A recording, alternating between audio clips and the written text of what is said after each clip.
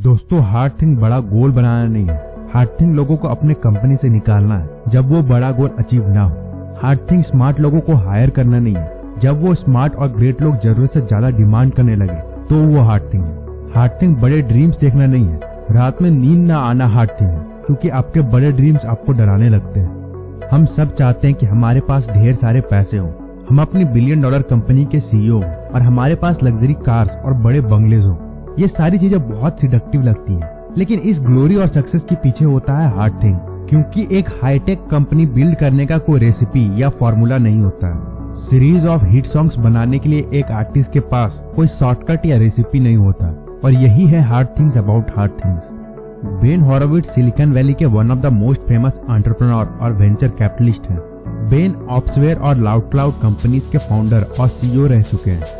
Ben ने next generation technology company जैसे Airbnb, GitHub, Facebook, Pinterest और ट्विटर में इन्वेस्ट किया है, और साथ ही वो इन कंपनीज के कंसल्टेंट और एडवाइजर भी हैं। बेन का एक कोट है, the only thing that prepares you to run a company is running a company. और दोस्तों, आज हम इस वीडियो में कुछ great lessons about hard things के बारे में जानेंगे, जिसे बेन होरोविट्ज ने अपनी इस बुक में शेयर किया है। एक एंटरप्रेन्योर या सीईओ को दो ही चीज फील होता है, बहुत एक्साइटमेंट या फिर एक्सट्रीम फियर।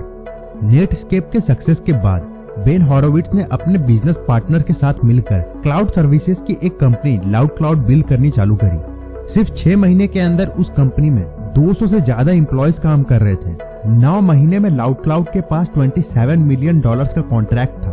कंपनी हर डिपार्टमेंट में ग्रो कर रही थी। ये पीरियड सबके लिए जॉयफुल था और बेन एज अ सीईओ बहुत एक्साइटेड थे। वो कंपनी को एक्सपैंड करने का प्लान कर रहे थे, लेकिन तभी आया .com क्रैश, सीईओ को एक्साइटमेंट की जगह टेरर फील कराने।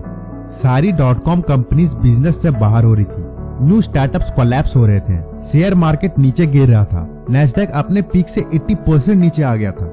कुछ दिनों पहले तक लाउडक्लाउड सिलिकॉन वैली का हॉटेस्ट स्टार्टअप था, लेकिन अब इसमें एक भी इन्वेस्टर पैसा नहीं लगाना चाह रहा था। सीईओ की पोजीशन में होने की वजह से सारा रिस्पॉन्सिबिलिटी बेन के कंधे पे आ गया। उसे लग रहा था कि वो मर जाएगा। कंपनी के पास एक्सपेंसेस कवर करने के लिए और 477 एम्प्लॉयज को सैलरी देने के लिए पैसे नहीं बचे थे। बेन और उनकी टीम ने सारे इन्वेस्टर्स को कांटेक्ट किया, सऊदी अरेबिया के प्रिंस को भी कांटेक्ट किया, लेकिन कहीं से भी फंडिंग नहीं मिल रही थी। .com बबल फूटने की वजह से लोगों ने टेक्नोलॉजी स्टार्टअप से भरोसा करना कम कर दिया था। बेन के पास कंपनी को बचाने का सिर्फ एक ही ऑप्शन बचा था, लाउडक्लाउड को स्टॉक मार्केट पे लिस्ट करना। सारे बोर्ड मेंबर्स और एग्जीक्यूटिव्स इस डिसीजन के अगेंस्ट थे, लेकिन सीईओ होने के नाते बेन को ये डिसीजन अकेले ही लेना था। किसी भी कंपनी के आईपीओ के वक्त सब एक्साइटेड होते हैं, लेकिन लाउडक्लाउड में टेरर का माहौल था। लाउडक्लाउड का एक शेयर $6 पे बिका और कंपनी ने टोटल $162.5 मिलियन रेज किया। क्लाउड सर्विस प्रोवाइडर होने की वजह से लाउडक्लाउड के मैक्सिमम कस्टमर स्टार्टअप्स ही थे। स्टार्टअप कंपनीज बंद हो रहे थे और इसके साथ ही लाउडक्लाउड की रेवेन्यू भी घटते जा रही थी। कंपनी के खर्चे कम करने के लिए बेन ने 15% एम्प्लॉयज को निकालने का डिसीजन लिया, जिससे इन्हें बहुत नेगेटिव प्रेस मिला। मीडिया में बेन का इमेज खराब हो रहा था और इसका असर लाउडक्लाउड के शेयर्स पे पड़ा। $6 से सीधे प्राइस पर शेयर $2 पे जा गिरा। बेन होरोविट्ज को लाउडक्लाउड का फ्यूचर बहुत डार्क लग रहा था। उसे सीईओ स्ट्रगल से गुजरना पड़ रहा था। बेन अजीब अजीब चीजें सोचने लगा कि आखिर मैंने कंपनी चालू ही क्यों की थी। उसे रात में नींद नहीं आता था, फूड का टेस्ट पता नहीं चलता था और वो बहुत पेन में था। फिर उसने सोचा कि आखिर वर्स्ट क्या हो सकता है। उसे जवाब मिला कि कंपनी बैंकरप्ट हो जाएगी, सारे एम्प्लॉयज का हार्डवर्क बर्बाद चल जाएगा और उसकी रेपुटेशन पूरी खराब हो जाएगी। फिर बेन ने सोचा कि अगर मैं बैंकरप्ट हो गया तो मेरा नेक्स्ट मूव क्या होगा। बेन को यहीं से आइडिया आया कि वो सॉफ्टवेयर कंपनी खोलेगा। लाउडक्लाउड के सर्वर्स को ऑप्सवेयर सॉफ्टवेयर से मैनेज किया जाता था, जिसे बेन के अंडर काम करने वाले कुछ इंजीनियर्स ने बनाया था। बेन ने डिसाइड किया कि वो क्लाउड सर्विसेज को सेल कर देगा और सिर्फ सॉफ्टवेयर पे ध्यान देगा। बोर्ड मेंबर्स इस डिसीजन के अगेंस्ट हैं कि एक क्लाउड सर्विसेज की कंपनी से सॉफ्टवेयर कंपनी बनना इतना बड़ा पाइवट ठीक नहीं रहेगा। लेकिन फिर भी बेन ने एक वार टाइम सीईओ की तरह ये डिसीजन लिया और ऑप्सवेयर कंपनी स्टार्ट की। लाउडक्लाउड सेल करने के बाद कंपनी का स्टॉक प्राइस $0.35 पर शेयर का हो गया था, जिससे बेन को ढेर सारे एम्प्लॉयज को निकालना पड़ा। लेकिन बेन ने कभी क्विट नहीं किया। वो वीक के 7 डेज वर्क करता था और उसके सारे एम्प्लॉयज भी मोटिवेट होकर सुबह 8 बजे से रात 10 बजे तक काम करते थे। ऑप्सवेयर एक बड़ी सक्सेस बनी और फाइनली एचपी ने ऑप्सवेयर को $1.65 बिलियन में एक्वायर कर लिया। एक सीईओ को बहुत सारे हार्ड डिसीजंस लेने पड़ते हैं और साथ ही ये one of the most painful और टायरिंग जॉब है। अगर एक सीईओ अपने वर्क की क्लैरिटी नहीं रखेगा तो वो अपने डिसीजन से कंपनी को डुबा सकता है। एग्जाम्पल से समझते हैं। मान लीजिए कि आप अपने कंपनी के सीईओ हैं। आपको पता चलता है कि एक बहुत ही टैलेंटेड इंजीनियर अपनी जॉब छोड़ के जाना चाहता है, उसे दूसरी कंपनी में बेटर ऑफर मिल गया। तो एज अ सीईओ आपके पास दो ऑप्शन होगा।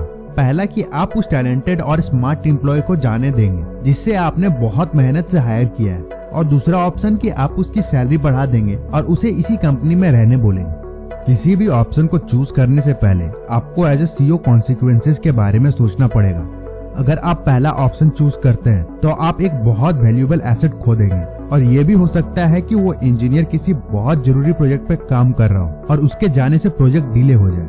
और अगर आप दूसरा ऑप्शन एग्जीक्यूट करके उस एम्प्लॉय की सैलरी बढ़ा देते हैं तो ये बात पूरे कंपनी में फैल जाएगी। फिर आगे से बाकी एम्प्लॉयज भी ये टैक्टिक अपना के अपना सैलरी बढ़वाने का कोशिश कर सकते हैं, और हो सकता है यहाँ से कंपनी में पॉलिटिक्स का कल्चर चालू हो जाए। इसलिए एक सीईओ के लिए छोटा डिसीजन भी बहुत हार्ड होता है और उसे स्मार्टली एक्ट करके बीच का रास्ता निकालना पड़ता है। एक सीईओ को अपने एम्प्लॉयज तक कंपनी का विजन पहुंचाना रहता है, अच्छे एम्प्लॉयज को अप्रिशिएट करना रहता है, फ्यूचर प्लानिंग करना रहता है, जूनियर एम्प्लॉयज को सही ट्रेनिंग प्रोवाइड करना रहता है, और इन सब के दौरान ये भी देखना रहता है कि कहीं कंपनी में पॉलिटिक्स तो नहीं हो रहा है, ये कंपनी सही डायरेक्शन में तो मूव कर रहा है ना।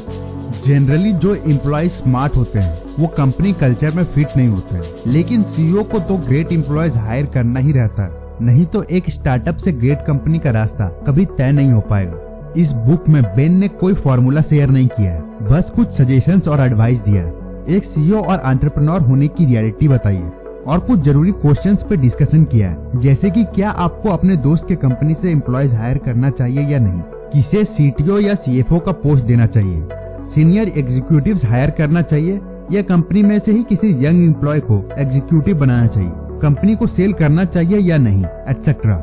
ये ऐसे सवाल हैं जो हर सीईओ को फेस करना पड़ता है, और बेन बोलते हैं कि अगर आप में करेजियस डिसीजन लेने का कैपेबिलिटी नहीं है तो आप कभी सीईओ बनने का मत सोचिए। दोस्तों, इसी नोट पे वीडियो को एंड करते हैं। अगर आपको hard things about hard things को डिटेल में समझना है तो इस बुक को जरूर रीड कीजिए। इसकी एफिलिएट लिंक आपको डिस्क्रिप्शन में मिल जाएगी। दोस्तों, वीडियो अच्छा लगा तो लाइक जरूर कीजिएगा, और फ्यूचर वीडियोस की अपडेट के लिए चैनल को सब्सक्राइब कर लीजिए और बेल आइकन को भी क्लिक कर लीजिए।